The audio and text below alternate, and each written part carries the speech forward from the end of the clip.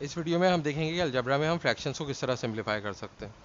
तो हमारे पास है 49a³ b⁴ upon 14a⁵ b² c³। तो देखें, सबसे पहले जो कोफिशेंट्स हैं यानी कि वेरिएबल से जो पहले नंबर लिखा हुआ है वो सिंप्लीफाई हो जाएगा, जैसे नॉर्मल फ्रैक्शन में होता है 7 7 49, 7 2 14।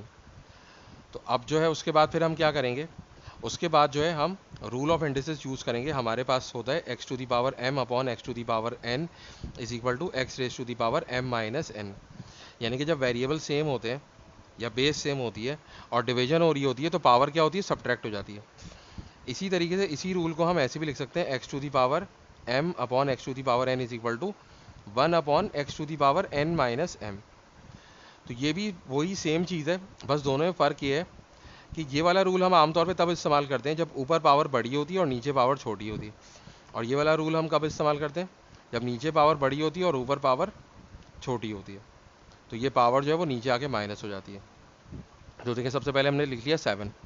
अब देखें, a की पावर 3 है और यहाँ a की पावर 5 है, यानी कि नीचे पावर बड़ी है और ऊपर छोटी है। तो ये पावर को नीचे आना है, तो हमें a को ऊपर नहीं नीचे लिखना होगा। तो सबसे पहले तो हम 2 लिखेंगे जो कोफिशिएंट है, और a की पावर लिख देंगे हम 5 - 3।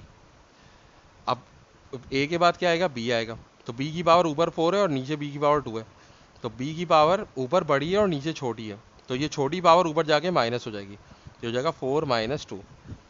अब उसके बाद हमारे पास बचा c³। तो c³ हमारे पास नीचे डिनोमिनेटर में मौजूद है लेकिन ऊपर मौजूद नहीं है, तो ये c³ वैसा का वैसे ही लिख देंगे हम, क्योंकि c³ के ऊपर हमें ये रूल अप्लाई ही नहीं करना है। तो अब ये क्या हो जाएगा, ये हो जाएगा 7b² अपॉन 2a। 5 - 3 क्या हो जाएगा, 2 हो जाएगा, यानी कि a² और c³। तो इस तरह हम फ्रैक्शंस को सिंप्लीफाई करते हैं।